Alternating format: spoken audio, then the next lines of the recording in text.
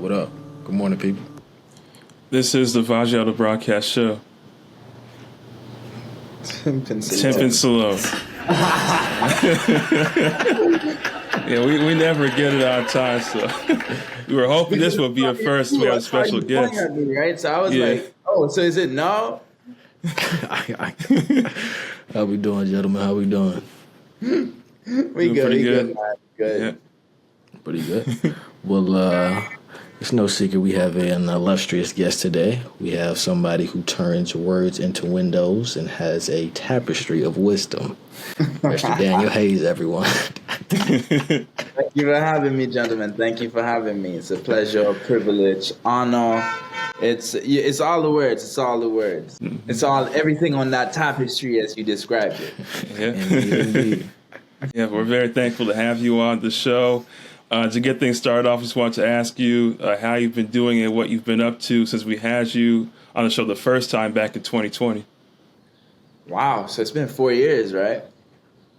That's a long time. That's basically, you see, if I was a senior in 2020, I would have graduated. I would have been graduating right now when y'all were interviewing me again. It's crazy to think about. That's how much time it's been. But in that time since 2020, I worked for 3 years teaching digital media and journalism at Hollows up in the Bronx, a school that's an all-boys Catholic school that's near and dear to my heart. Some really, really great people up there, from the president, Ron Chate, to the principal, Nick Corrado, the vice principals, Holly, Dave, just some great people out there, names that I would be remiss to not mention all, but I can't for just the sake of time. And I did my master's, so I went back to St. John's. And all right, gentlemen, give me 1 second, because this is ridiculous. Like, hold on, like this is. Yeah, you got somebody you need to go see, player? Nah. I just have to go close the balcony door. So you owe me money, honk, right there. My street gets busy. Got you. Let me just say that.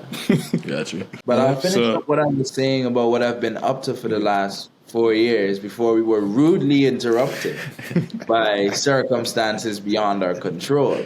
But no, so I did my master's. I graduated last year with my master's in international communication with a focus on media systems as well as public diplomacy. Talk heavy. Yeah, thank you. I appreciate you.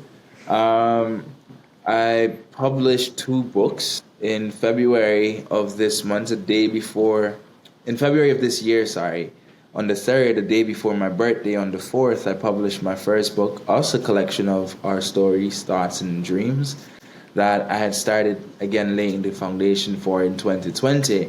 And we spoke about when I was first honored to be on Timpin Salone.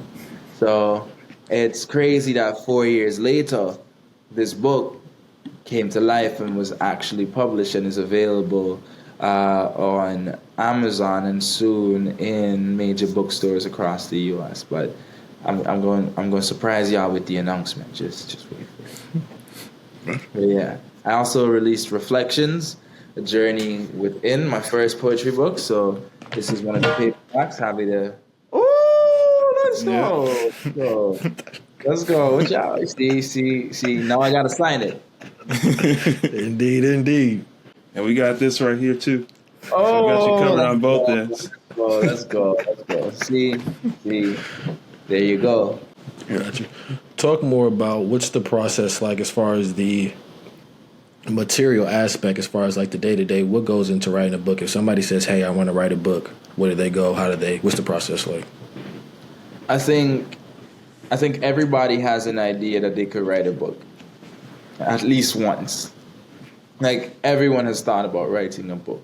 And I think that the barrier now to entry is low, especially with the advent of Kindle digital publishing from Amazon. So it's like, a lot of the times, I think people think, okay, I want to write a book, and I'm going to write a book. Well, I need to go to a publisher. And they go and they do all this stuff and all this research. And then we sit down to say, okay, I'm going to write this book. So I think the first thing is, okay, do you have an idea that you can expound on? Does it make sense? Sit down, play with it a little. Ask people close to you. And the thing is, any idea can work. But it's how you write the idea, right? So sitting down, taking time, and there's some writers that can write an entire novel in a month.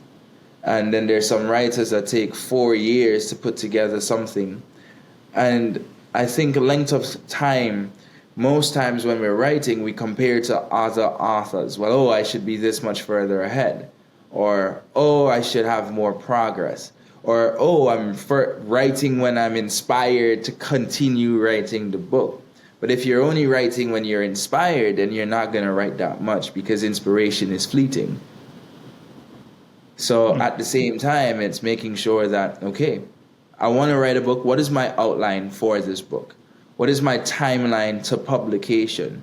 Realistically, with where I'm at right now, how much time could I devote to writing a book? Now, it's different if you already have a manuscript and now you're just shopping around looking to get published. My biggest piece of advice would be to avoid self-publishing in the sense of vanity publishers. So what is a vanity publisher? So throughout my own journey of going through and getting published, I met with different publishers. I met with vanity publishers who at the time I didn't know that's what it was. But through my searches and seeing different agencies of self-publishing, because unless you're going through the route of submitting your manuscripts to competitions to get feedback, to get published, to get exposure, most first-time authors will go the self-publishing route. Unless you've already, and even then, when you've developed such an audience, you still may go through the self-publishing route. And if you go through the self-publishing route, you'll do a Google search and you'll say self-publishers. But if you think about it, most of these self-publishers require you to pay them to publish your book. Now, if it was self-publishing, wouldn't it be free? Because why are you paying the publisher? So a vanity publisher takes your money, and then sometimes the marketing effort is completely up to you to generate the sales.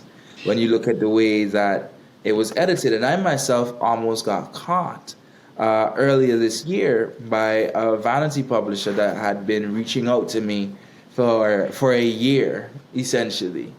So I finally was at the point with us, I was ready to publish, and I was thinking about how I'm going to go about it. And the vanity publisher essentially sent me a contract that had already been pre-signed and accepted, and where I was supposed to give them a sum of money. And the total sum of everything that they were telling me it would cost to self-publish my book was in excess of $30,000. Again, so I self-published on Kindle digital publishing, and it was free. So just a tip for the authors: use sites that are credible. Do your fact checking. Again, have your outline. Be honest with yourself about where you're at and if you're ready to write a book. And then from there, leverage your resources and your experiences to just find the resources that allow you to tell the best story that you want to tell. Well, yeah, that's definitely very important to learn, especially for all the up-and-coming authors and those that want to pursue writing in the future. So thank you for sharing that whole process. But yeah, let's do like a deep dive into each of your books. Let's start off with the first one that you published this year, Us, a collection of our stories, thoughts, and dreams. What inspired you to start that process of collecting those stories and turn it into a book? Wow, great question. But look at where I'm at. I'm at Timpin Salone, so I shouldn't be surprised. Um, Amen.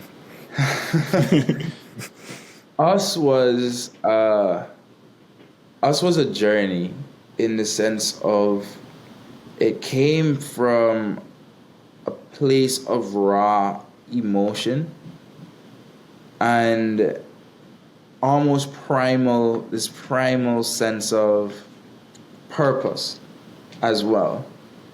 Because I remember during the pandemic when George Floyd was murdered, and George Floyd's murder was the inspiration for us. I remember sitting down and we were already seeing the stories of how the pandemic was disproportionately affecting minorities, especially with emphasis in some communities, black people. So to then also be battling with police brutality during that time as well was with the stories that we had seen come out with Ahmaud Arbery, Breonna Taylor, we had Tamir Rice, just so many different stories that we kept seeing. And then George Floyd gets murdered. And it feels as if the world collectively stops to take a breath to say, look at what is happening over here. We saw artists like Lil Baby. We saw artists in the UK like OFB, Official Farm Boys, who are a rap group that made a song titled Black Lives Matter.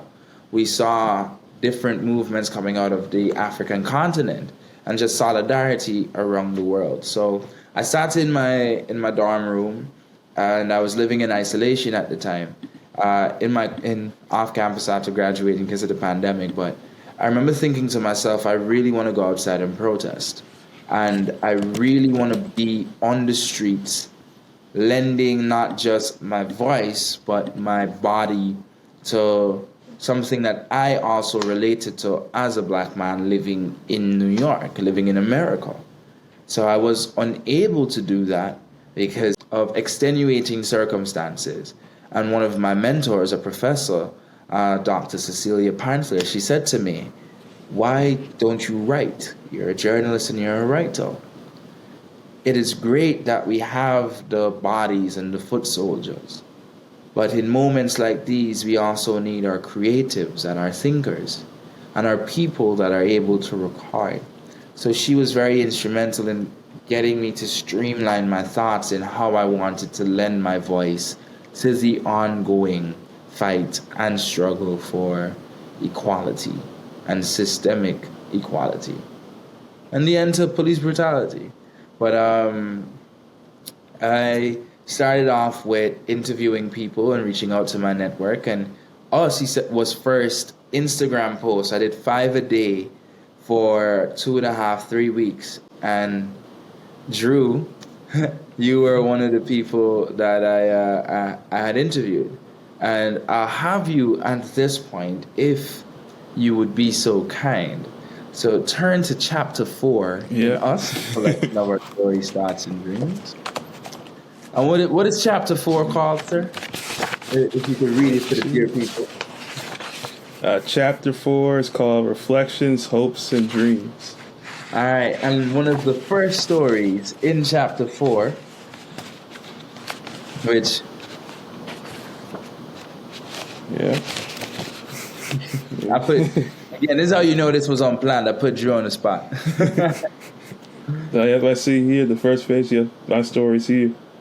Your story is there, right? Yep. All right.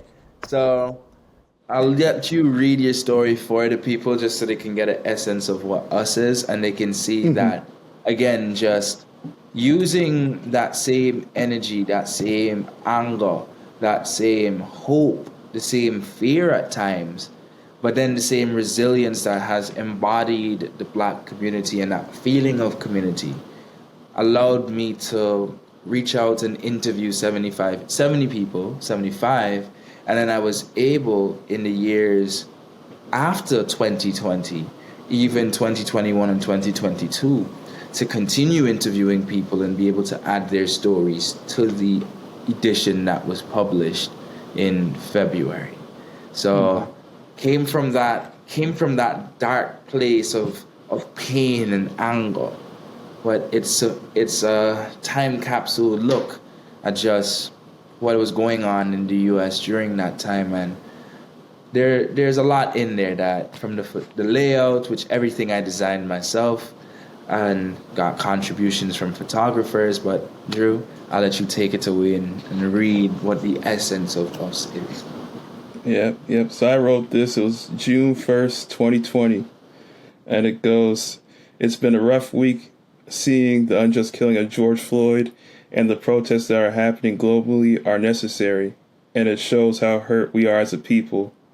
The Black and minority communities have dealt with racism, police brutality, and we as a people have not been seen as equals for hundreds of years. We've seen history repeat itself again and again, and we've had enough. Now is the time to fight for change so that we can have a future where we don't see unjust killings by the police, as well as a future where people of color are seen as an equal. In fighting for change and a better future, we not only need to unite as a people, but also put our faith and trust in God to guide us through these tough times." Thank you, sir. And welcome to us. Thank you for being one voice in a collection of many. All right, no problem. Do you think that was the same, gave you the catapult to write Reflections to? Or do you think there was a difference in your foundation of where you found inspiration from? Great question again. I'm going to take a second, actually, because Reflections came from two sources. The first was the introspection and the sense of therapy needed after spending 3 years at that point going over all these stories repeatedly, and then working in a very underserved community up in the Bronx at our Hollows, where some of the situations that my scholars and it was 99% minority attendees. So between Latino, Hispanic, the Asian, and then Black. So Latino, Hispanic, and Black made up the primary percentage of that. So to hear and then see where the systemic failings occurred and was also impacting my scholars made it realer for me to hear their own experiences. So when it came to Reflections was therapy. And when you get into the book, you'll see that it starts with the word you. Each letter is addressed you. You. I write this letter to you so that on the days when, and whichever day it is, but that was me writing that to myself every day on the train.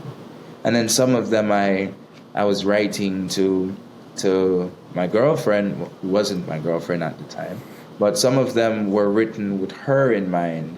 So it was therapy, it was also healing, it was also connection, and it was also a challenge to myself that now that I'd finished with us, this was so heavy. And yes, even the way the book reads, if you start, you can see the color choices.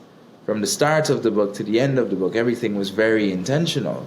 But overwhelmingly, it was negative. It left you feeling a certain way.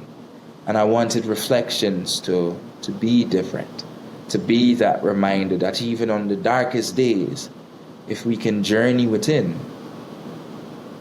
and reflect, we'll also find that the world around us will meet those expectations as well as those realizations. Because you can only influence your world when you have the ability to notice, acknowledge yourself, and then influence yourself positively. Yeah, definitely in life we see the importance of self-reflection. Like you were saying, during the times like you have your ups and downs. So I guess overall in life, what would you say, and this could also be for everybody, the importance of self-reflecting on not only the past, what you've gone through, but also help preparing you for your future? So I was recently having a conversation, and I'm really glad that you guys asked me that question, because I was talking, and me and again my girl, you'll hear me say my girlfriend a lot, but me and my girlfriend were talking about self-reflection, and just the fact that yes, it's very important to focus and take note and grow and leave room for growth.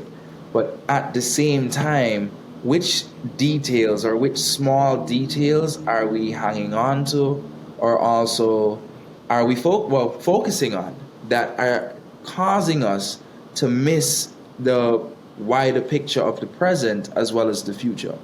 Because it's in a practical sense, if you're always looking in your rear view mirror, you're not going to see what's in front of you on the road presently, and you won't even see what's 5 cars in front of you, much less around the bend. So it's important to acknowledge moments where you do need to self-reflect, but don't be caught up doing so much self-reflection that there's a lot of movement but not progress. Because you can catch yourself or find yourself in a cycle of just, well, something's happened and I'm self-reflecting. But what practical steps are you doing to achieve tangible growth? Or something that can be measured? So yeah. Those are my thoughts, or just how I see it and how I've been talking about it in my circles recently. Do you have a favorite passage or poem that from the Reflections book? I actually do. So I'm going to read it to you. So if you guys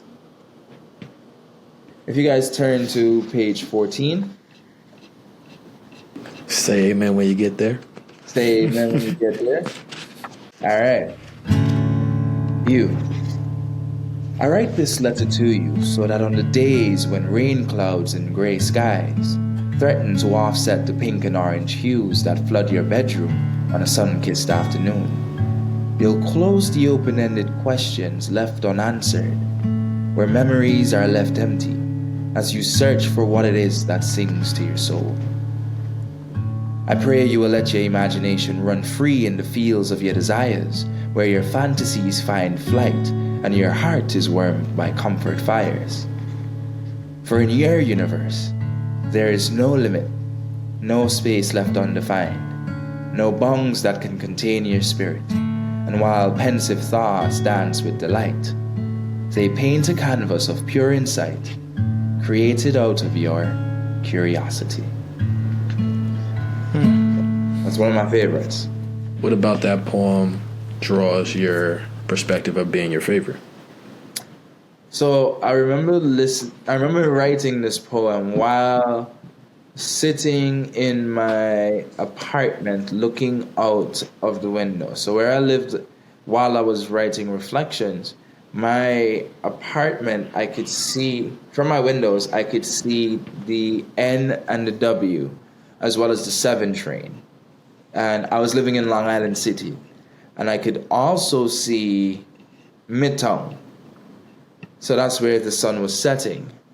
So on an afternoon, when I'd get home from work, before I went out to class while I was still doing my master's, I would sit for a few and I'd manage to catch the sunset. And there was, I can't explain what the feeling was on that day, but there was just something different about writing that one.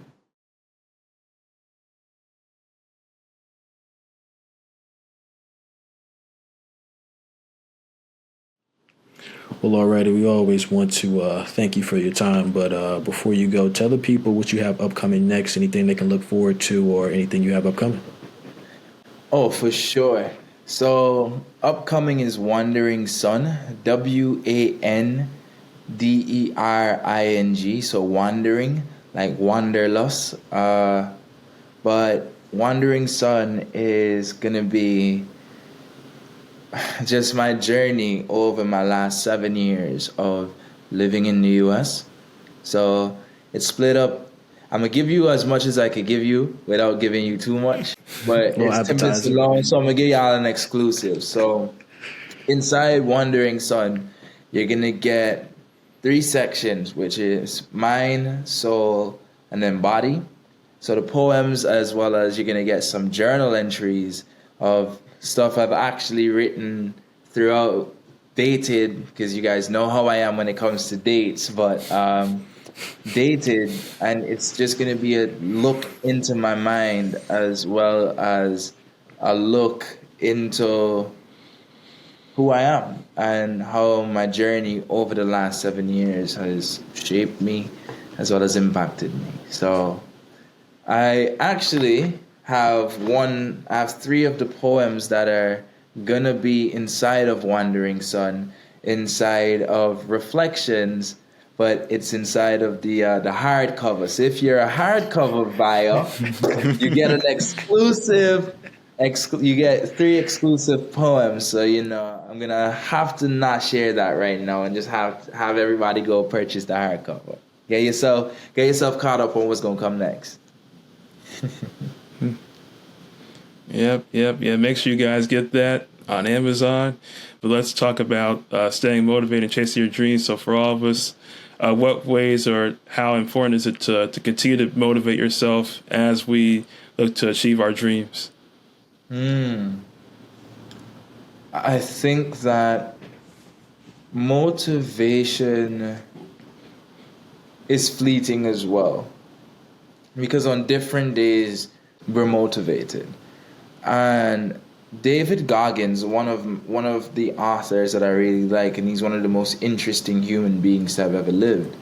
And I don't know how familiar you guys are with David Goggins, but he so before I start there, he was a man that went through 3 hell weeks with the Navy SEALs. He was an Army Ranger. He did so much more. Iron Man run. This man is just an amazing human being, and his drive is insane to watch. And that's the thing. He differentiates between drive and motivation, because if you're driven, that means that something is propelling you to that. So even now, when we're chasing our dreams, and people would ask, "What's the difference between this guy and this guy? Why does it feel like it's happening more for him?"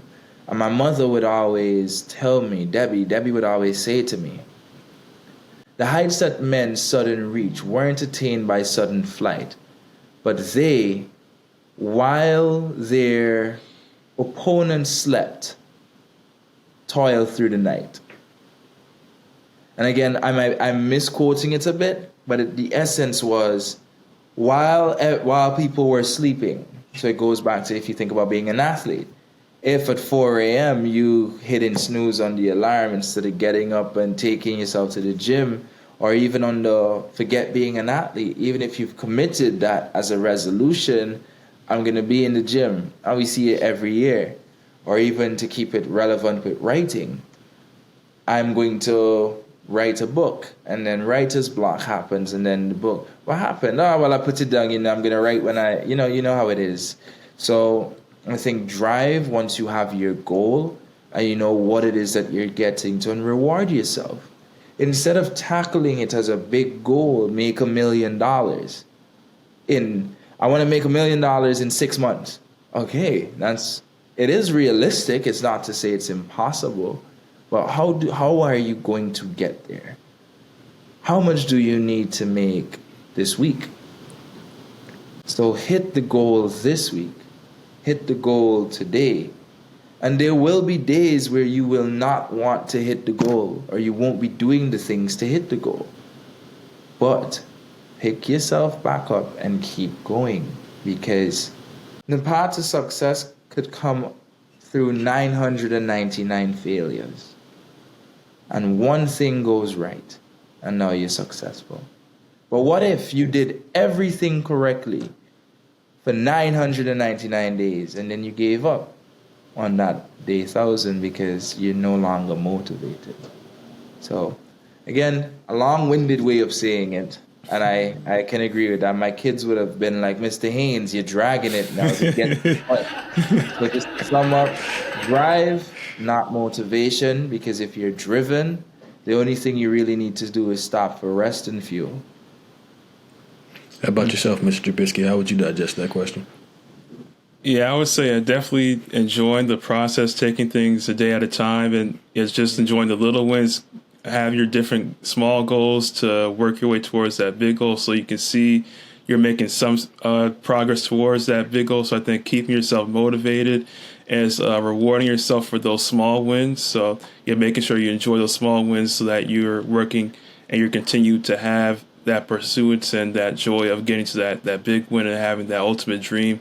So I think you're just enjoying the grind, enjoying the process, and not being afraid of any setbacks, but just continuing to push through and fight through those, just knowing that you're just continuing to get one step closer to that ultimate dream. What about you, Q? What about you? For sure. It's a great question. You guys have thoroughly, answered that question well. Your reason why, why you do something matters. I think it has to be something bigger than just money, just bigger than. I don't think money is going to keep you in any place for long, because I think that is a wire transfer, a way of happening. So just really understanding your why, meditating on that, and just, taking fruit to that, if that makes sense. Can I say one more thing? Indeed. I would also say that I've realized that I am no longer chasing. Because if you chase, it means something's running from you.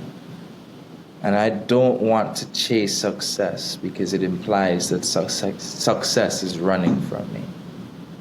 I rather do the things like a farmer, planting seed in the ground, knowing that seasons will change and there will be a harvest.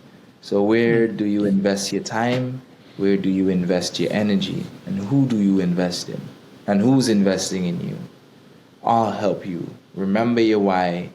Work towards your why. Because if you want to go somewhere fast, go alone. If you want to go far, go together. Well, that's a wrap on this week's episode of Timpin Salone. Again, Daniel, thanks for coming on. We appreciate your words of wisdom. And again, thank you for turning words into windows. Make sure you guys all check out his books. They're on Amazon. We'll definitely link those below. And does anybody else have any last thoughts? Thank y'all for having me. It's indubitably always a good time when with you guys. I appreciate you having me, and it's just been really great to watch my friends, guys that I've lived with as well, take something that they've been passionate about and have been talking about, and I was there for some of the conversations, even in passing, and to just watch the platform continue to grow and see the ways you guys are diversifying and, again, just making strides. So, again, shout out to y'all. Shout out to the work that you do, and I look forward to being back on another episode of the one, the only, the magnificent Timpin Salone.